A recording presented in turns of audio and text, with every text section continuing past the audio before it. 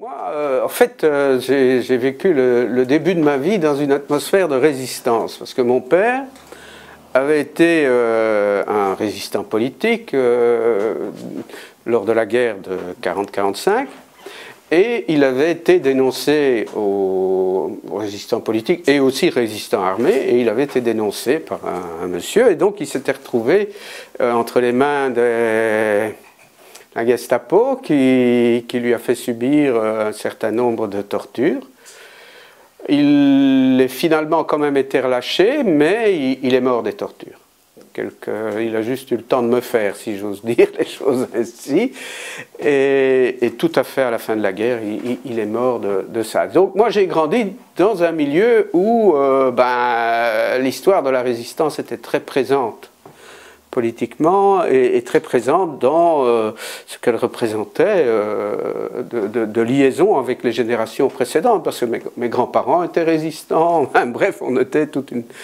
Et donc quand j'ai rencontré, des années plus tard, après avoir été à l'école, dans une école, à Morlanway, très exactement, je me suis retrouvé dans des classes avec des enfants de mineurs polonais, italiens, principalement italiens, mais... Et donc, des années plus tard, après un parcours, on va dire, assez culturel, je commençais à m'ennuyer un peu dans la littérature française. Je suis passé à la littérature italienne. Je suis passé à l'italien parce que mes copains d'études et autres étaient aussi italiens. Donc, je me dis, tiens, je vais aller voir ce qui se passe là-dedans. Et à un moment donné, je ne vais pas entrer dans les détails, je suis arrivé à Carlo Levi. Et là, ça a été une révélation pour moi en termes littéraires notamment. Et il faut savoir aussi que Carlo Levi est le fondateur de la FILEF, est le président fondateur de la FILEF, qui est la Fédération italienne des travailleurs émigrés et de leurs familles. Donc on était vraiment sur un nœud extraordinaire. Et j'ai traduit Carlo Levi, en dehors de ce qui était publié en français. Il y avait quand même beaucoup de choses, et j'ai commencé à traduire Carlo Levi. Puis j'ai travaillé avec la Fondazione Carlo Levi, qui est à Rome, et on a fait une exposition, Carlo Levi résistant, antifasciste, peintre et écrivain. Pour la première fois, l'émigration italienne entrait dans un musée national belge. Et ça, c'est extrêmement important.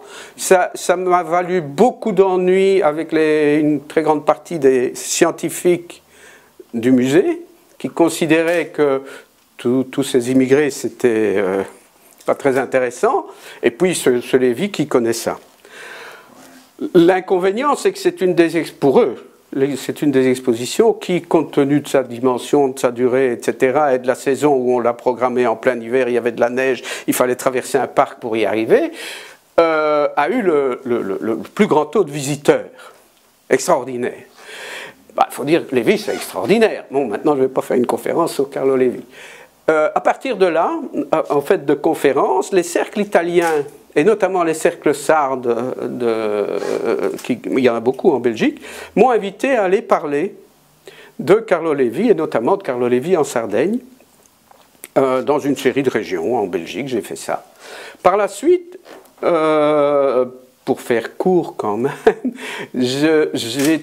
à cause de ça, comme j'avais été à Genk aussi, un vieux mineur italien, lui-même, il avait 80 ans, lui-même résistant, avait écrit en italien ses mémoires. Pourquoi? Parce qu'il est un ancien déserteur en 1939. Il va passer les Alpes et il va quitter l'Italie, l'armée mussolinienne, il va quitter l'armée fasciste. Il va devenir légionnaire dans l'armée de la Légion étrangère. Et puis il va être rendu quelques années plus tard par les fascistes français aux fascistes italiens. D'Italie, il va être donné par les fascistes italiens au SS et il va se retrouver à Dachau. Et donc, ça va donner, il va me demander si je veux bien mettre en français son histoire, qu'il avait écrite en italien. Donc, je l'ai mise en français, et trouvant que la présentation classique d'un livre de mémoire est un peu... enfin, moi, je trouvais ça n'avait pas de succès public en tant que tel. Je me suis dit, tiens, je vais essayer de faire autre chose. Je vais faire des chansons. Et donc, j'ai fait 24 chansons qui racontent Un Giro d'Italia, qui racontent le tour des prisons d'Italie par Giuseppe Porcu, puisqu'il s'appelait ainsi, et puis son séjour à Dachau, et l'histoire de quelqu'un qui est prisonnier dans le camp de concentration de Dachau. Et donc ça liait le thème de la résistance, le thème de l'émigration forcément. Et donc après Dachau, ben, il s'est marié avec une dame française. Je peux expliquer tous les détails, enfin pas du bon, pas les détails de leur nuit de noces bien sûr, mais de comment ils se sont rencontrés et tout ça. Il a eu pas mal d'enfants qui vivent encore, et lui, il est mort très peu de temps après la présentation de l'exposition Dachau Express, ici à la Léonard. Il est mort quelques mois après. Et donc, mais lors de la présentation, la première fois ici, il était là, et ce qui était très troublant, c'est qu'il était avec sa femme, ses enfants, et tout le monde pleurait. Tout le monde pleurait en regardant cette exposition. Je n'aurais jamais pu faire cette exposition si je n'avais pas rencontré par hasard un autre Italien qui, lui, a longtemps travaillé en Italie. C'était un gars qui était né dans le pays de Charleroi et puis qui est retourné travailler en Italie, a eu une fille là-bas, puis il est revenu, enfin bon, je ne suis pas sur sa vie privée, mais il est revenu en Belgique et je l'ai rencontré dans le milieu syndical. On était tous les deux chômeurs.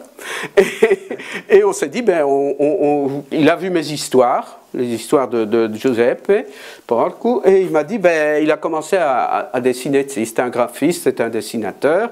Et je lui ai dit, ben, ok, on travaille ensemble. Et ça a donné l'exposition qui est là, avec un troisième personnage. Si on trouve l'exposition sur le type de matériau qui est là, imprimé comme ça, c'est parce que un autre Italien de la région de la Louvière, qui est le dénommé Lucio Pisano, est en fait un enseigniste. Je ne sais pas comment on dit en italien.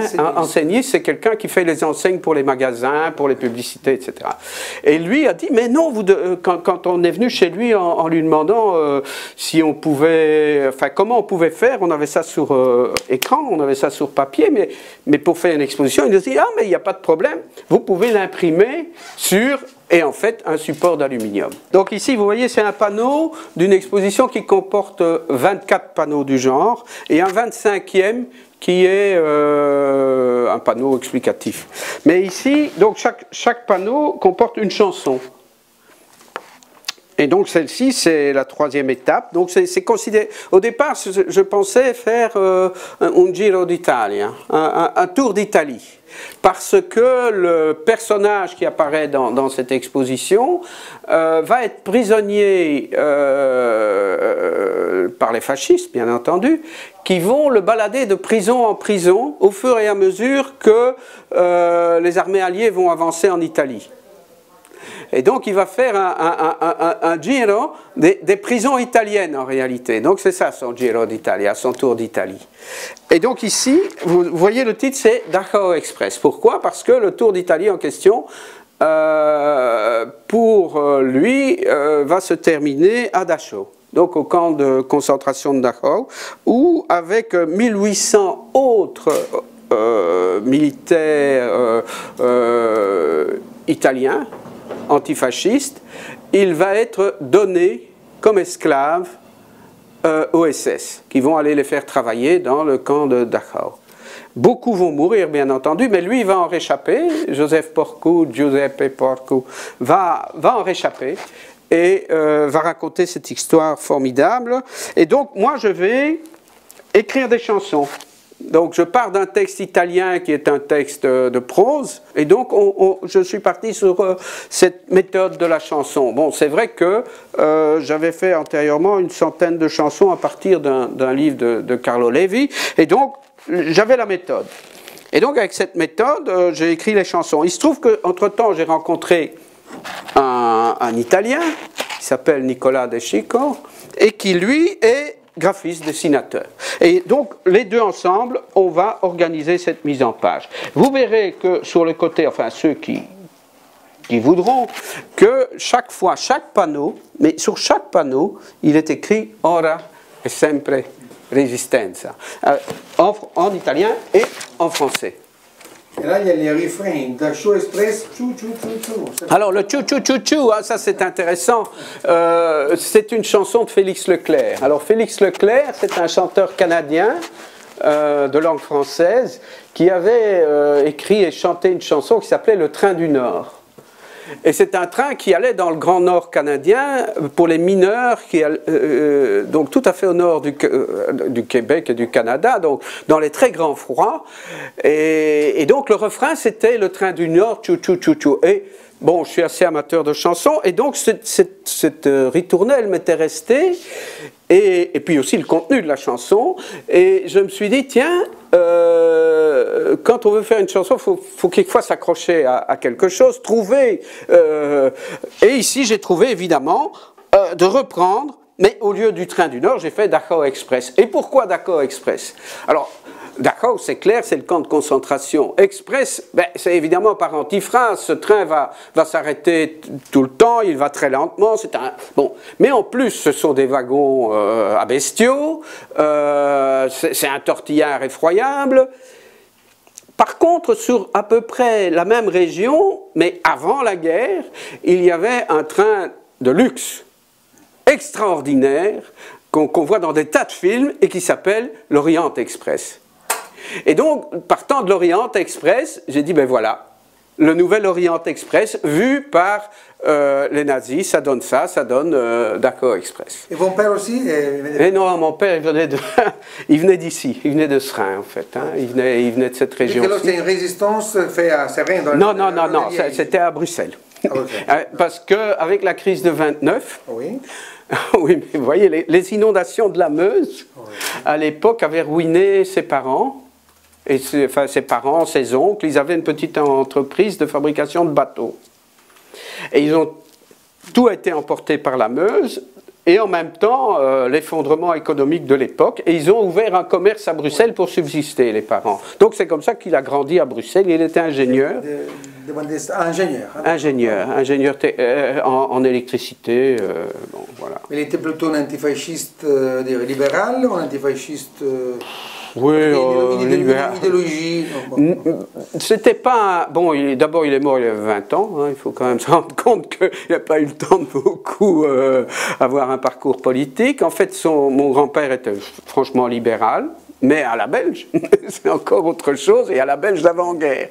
Du temps où le libéralisme était encore un mouvement contre le conservatisme catholique ici. Hein. Donc, c'est assez différent. Donc, quand on parle de libéralisme, on est dans des choses très, très différentes. Et donc, ces gens-là étaient en tout cas des gens qui avaient très, très fortement été impliqués dans la résistance et dans la résistance armée en Belgique, ça c'est clair. Il y avait un passé laïque. Laïque, oui, laïque, tout à fait, hein, tout à fait. Et tu crois qu'à l'époque, il y avait aussi des relations entre les libéraux, laïcs, en tout cas belges, et les Italiens immigrés attends, il y avait des liaisons, oui. En tout cas, le parti ouvrier belge, quand il se crée, regroupe deux courants différents. Le courant qui vient du mouvement syndical, donc on va dire de la base, ouvrière, dans les usines, etc. Et puis, il y avait un courant, entre guillemets, intellectuel, qui était des libéraux, mais sociaux. Et donc, on va retrouver ce courant chez les Rosselli en Italie. On va retrouver ce courant-là du côté, en réalité, du côté de Florence, et puis à Turin, on va trouver ça. Des gens qui vont être Salvemini ou des choses comme ça. On va trouver des gens qui sont pas, en fait, des militants ouvriers, mais qui rallient le mouvement, notamment antifasciste en Italie. Ouais.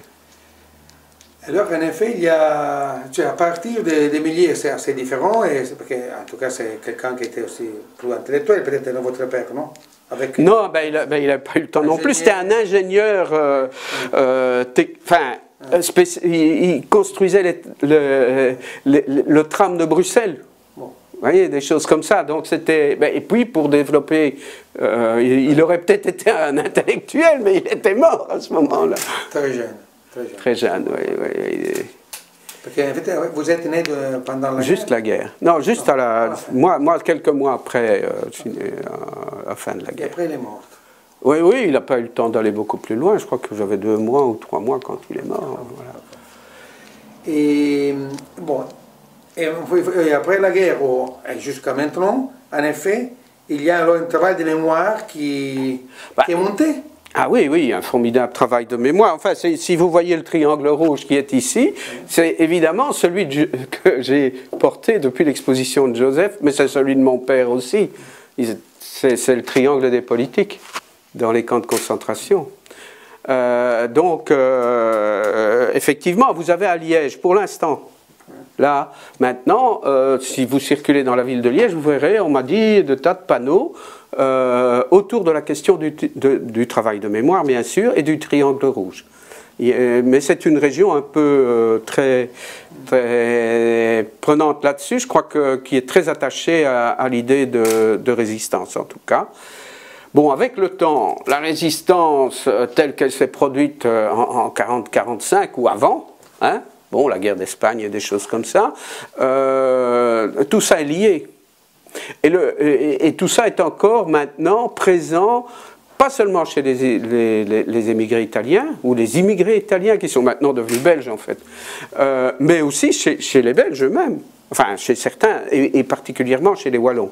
Il y a un courant toujours présent qui rejoindrait assez bien la parole qui était portée par Calamandrei, qui était « Ora e sempre resistenza ».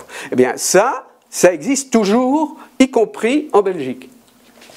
Et donc il y a des liens qui se font entre tous les gens qui se reconnaissent, dans ce mouvement, dans cette pensée, mais qui est résistance dans la guerre, mais résistance dans la paix aussi. La paix étant qu'une des modalités de la guerre, puisque la guerre sociale, elle continue.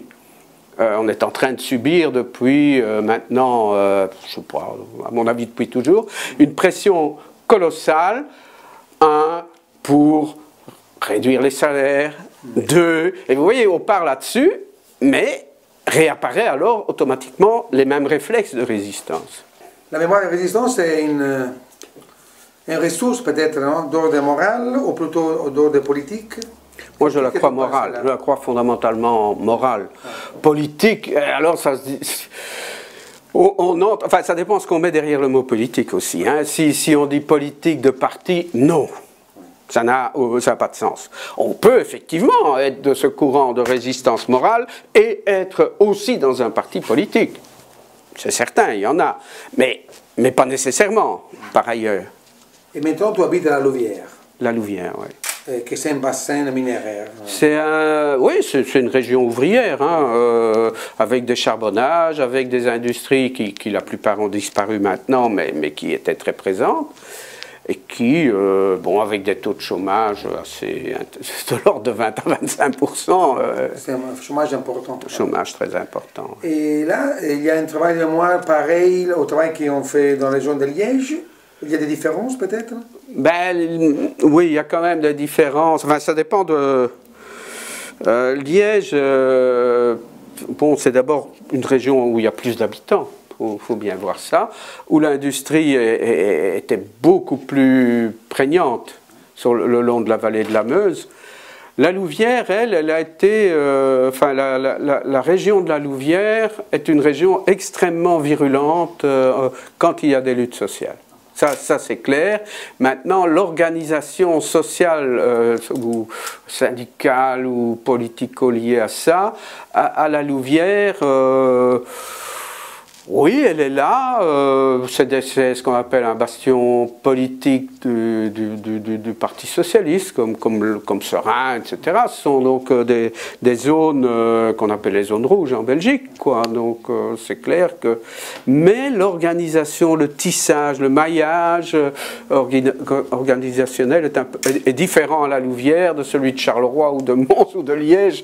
Et c'est compliqué à expliquer ça. Non, c'est-à-dire que.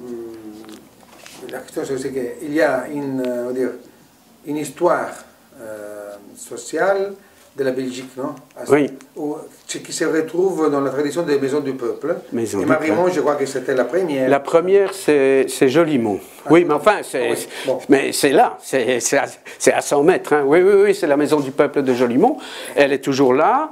Le mouvement, mais par exemple, Liège a une université. La Louvière n'en a pas. Donc déjà, on va avoir autre chose autour. Liège, la FGTB de Liège a beaucoup plus d'adhérents, parce qu'il y a beaucoup plus d'habitants. Par exemple, le mouvement syndical. Et il y a beaucoup plus de membres, parce qu'il y a beaucoup plus d'habitants. Mais automatiquement, ils ont des moyens que la même organisation dans une ville plus petite n'a pas. Et on va trouver à Liège une structure intellectuelle de recherche à l'intérieur du mouvement syndical, qui est la Fondation André Renard, qui est un des... Allez, les capitalistes parlent de think tank, mais c'est un peu ça, c'est un mouvement, c'est un bureau d'études interne au mouvement syndical qui suit et qui émet un certain nombre de propositions dans la confrontation entre les pauvres et les riches, pour résumer les choses, quoi, hein, le mouvement syndical se plaçant du côté des pauvres en général, enfin on peut l'espérer. Dans la foulée de l'Expo Lévy, dans la foulée de ce qui s'est fait ici avec la Léonard, un certain nombre de gens italiens ont entendu et se sont rendus compte qu'en Italie, il y avait une pression terrible sur la population de la part de l'Église catholique. C'est absolument clair, et notamment quand on pense à des questions comme celle de l'avortement, du divorce, et on est parti dans une série de choses comme ça, l'histoire des crucifix dans les bâtiments publics, ce qui en Belgique est totalement aberrant. Et donc, on a créé une association, en fait, effectivement, qui s'appelle l'Action laïque belgo-italienne, qui entend aider les personnes italiennes qui sont en but aux pressions de l'Église catholique. Quand nous parlons maintenant de l'Italie, entre nous, on parle de Catholande. Donc, c'est pour indiquer que...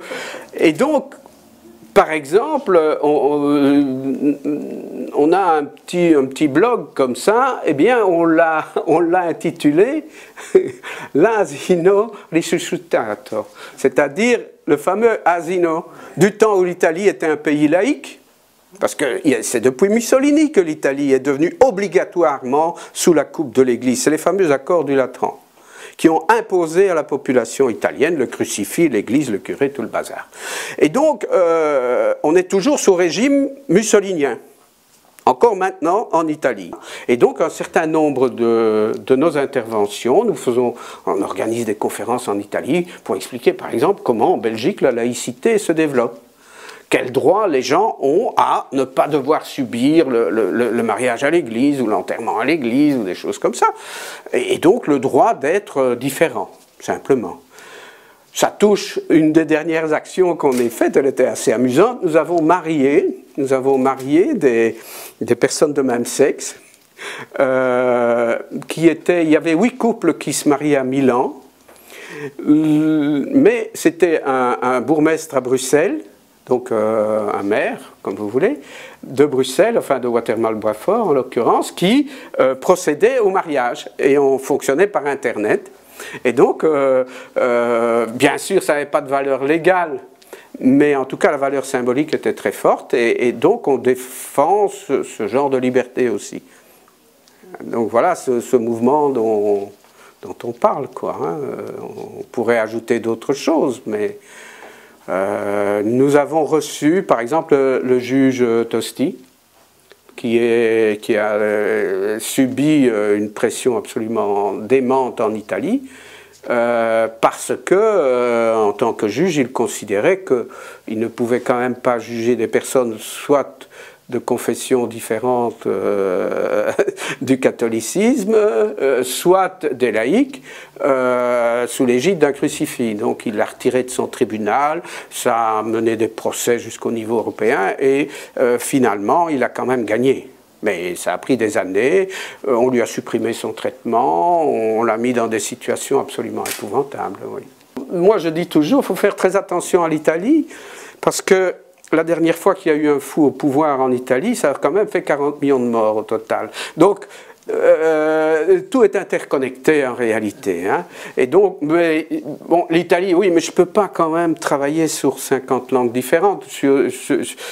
Bon, pour l'instant, je traduis pas mal de chansons italiennes, mais contemporaines, de groupes hard rock ou tout ce qu'on veut, hein, de présents. Pour faire savoir qu'il existe un certain nombre de choses qui se disent en Italie, qui ne paraissent pas dans la presse, qui ne paraissent pas à la télévision, parce que tout ça est muselé. Et donc, le fameux esprit de résistance passe notamment par la chanson. La Louvière est bilingue. La Louvière est bilingue, enfin, je veux dire bilingue, français, italien, bien sûr, hein, parce que Bruxelles aussi pourrait être bilingue, mais pas français-italien. Et donc, ça donne aussi un marché, par exemple. Le marché. Où on va acheter des légumes, où on va dans des villes, vous pouvez aussi bien parler italien sur le marché. Tout le monde vous comprend, ou à peu près. Enfin, c'est très curieux. Et vous pouvez vous définir en un mot? Vous êtes militant, anarchiste, artiste? Bon. Ouvrier, je ne sais pas. Non, j'ai défini. Si, quand vous verrez l'exposition, je signe toujours Marco Valdo. Alors, si vous savez qui est Marco Valdo, c'est un personnage d'Italo Calvino, qui peut être comparé, il est à Turin, hein, Marco Valdo, et c'est une sorte de Charlot turinois. Hein? Donc, déjà, ça définit bien le personnage, mais il a toujours deux lettres qui suivent son nom, qui sont M.I. Alors, M.I, c'est parce que dans la confrontation qu'on a eue avec la première exposition sur Lévi, quand j'ai dû donner un nom pour faire le commissaire d'exposition, j'ai dit Marco Valdo, pour dire déjà, pour introduire cette dimension un peu Charlot, et puis pour avoir un nom italien, moi je n'ai pas un nom italien, et puis la deuxième chose, ce M.I, c'est parce que tous les gens qui nous avaient décrié, le mot français est décrié, étaient des Masters of Arts, donc des gens qui avaient un diplôme d'histoire de l'art ou quelque chose du genre. Et donc moi je disais au directeur, écoutez, moi je ne peux pas être dans votre musée sans un petit appendice. Imaginez un homme qui circule dans votre musée sans son petit appendice, ça n'a pas de sens. Et donc j'en ai mis un, donc j'ai mis MI. Alors ce MI c'est Manovale Intellettuale. Ça répond à votre question.